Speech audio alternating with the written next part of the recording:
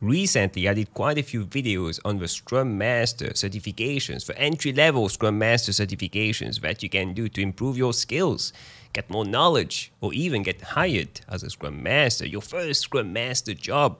But still, I get many emails on a daily basis from you watching, telling me that it's so hard to get hired as a Scrum Master. Extremely hard to get hired. People, companies are looking for people with experience, Scrum Masters with experience, and you don't have any experience.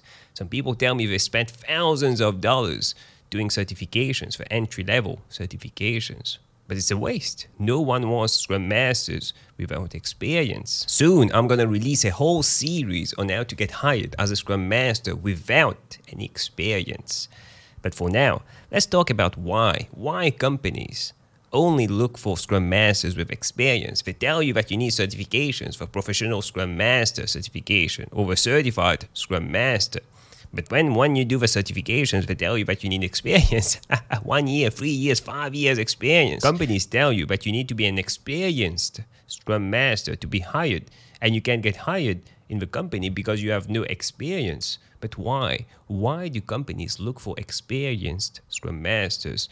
Well, a few years ago, I was working in a delivery management team in the tech department of a large, very large company. In short, my role was to ensure that the tech teams understood the business requirements, estimated the amount of work that they needed to do, provided some delivery dates, some deadlines, and stuck to these deadlines, ensure that they respected these deadlines once the development was done. At that time, the company was using the classic waterfall model, but thinking about going into an agile transformation, using the agile way of working. So I started reading about agile. Didn't know anything about agile at the time. Started reading about agile. I saw Scrum. I saw the roles and responsibilities of all the people in the Scrum team, and I realized that the closest thing to the thing that I'm currently doing, the role or the job that I'm currently doing, was a Scrum Master. So I thought to myself, why not do some certifications? Why not get certified? I did the PSM1, $150. You just do the exam. And I passed it on my first try, very first try, 100%. You can get a full guide on how I did it here. For those who don't know, there's two sort of entry-level certifications that you can get as a Scrum Master. The Certified Scrum Master or the Professional Scrum Master 1. One is $150. You just do the exam. That's what I did. But it's harder. It's harder. But the second one, you need to take a course, a 2-day course. And it's $1,500 it was at that time. Now you can get it for $500. You can get a full guide on how to pass it first try by watching this video here. So basically, after a few months, after I got my certification, the PSM1, the company advertised a Scrum Master position, a Scrum Master role. I was very excited. I applied. I went to the interview. I nailed it and got the Scrum Master job. I was now a Scrum Master. A few weeks later, I joined a team, a newly created Scrum team of 30 people. Instead of a recommended small Scrum team, we had a team of 30 people. Obviously, it was not optimized. Obviously, there was better ways of doing things, but we were learning. Everyone was new to Agile. We were starting our Agile journey, I would say. Starting to use the Agile way of working, and everyone was learning on the job. We were doing some training, but most of the learning was on the job. And it was okay at that time to have a team of 30 people because everyone was learning. And that's one of the key things about hiring a Scrum Master without experience. If you have this scenario, a company which just started their Agile journey and they're looking for Scrum Masters, not Agile coaches. Agile coaches need to be experienced, but Scrum Masters just to handle, support a few teams. You can take a Scrum Master without experience because everyone is learning together. As long as you have some Agile coaches coaching and teaching, that's okay, that should work. And something I realized also is that once I started the role of a Scrum Master, I started to realize that what I thought previously, the delivery manager role, nothing to do with the Scrum Master role. Everyone falls for this trap. It's quite common. You read the Scrum Master role and responsibilities. You think that you can do this job because things that are in this role pretty similar to the things that you're currently doing, especially if you're a supervisor, team leader, manager, project manager. Nope.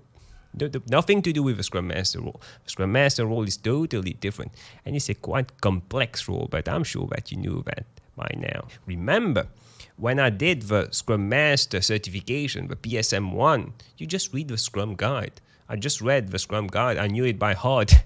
I passed the exam 100%. That's it. That's how I passed the exam. But I didn't know what Scrum was. I didn't know what Agile is, the Agile Manifesto, the 4 values, the 12 principles. Never heard of it. Just imagine how I would screw up a team. How bad that would be for a team that was already using the Agile way of working. And I come as a delivery manager, all pumped up because I got my certification. I would screw up that team. They would go in complete other direction because I didn't understand Agile and Scrum. I'm really bad at football. Americans call it soccer. I like watching it, but I'm bad at it. Just imagine if I took a 3-day masterclass with one of the best, arguably the greatest of all time, Lionel Messi. I took a 3-day masterclass with this genius of football. After 3 days, he gives me a certification. I'm now certified from Lionel Messi Academy or something like that. Can I go toe-to-toe with professional players in a professional league? Obviously not. I would get destroyed in that league. And the same thing applies for a Scrum Master doing a certification. You can read the Scrum Guide, the Agile Manifesto 100 times. You can read 1,000 books on Agile, on Scrum, on Lean, on Kanban. But still, you will be nowhere near in terms of skills and understanding of Scrum and Agile compared to a Scrum Master with 10 years, 15 years experience. I'm always going, if I was a large company or even a small company, I would always be looking for people with experience, Scrum Masters with experience. As an example, one of the very first things that a newly minted Scrum Master will realize first day of the job, the Scrum Master got all the certifications but no experience. Let's say the Scrum Master joins a new team or an existing team.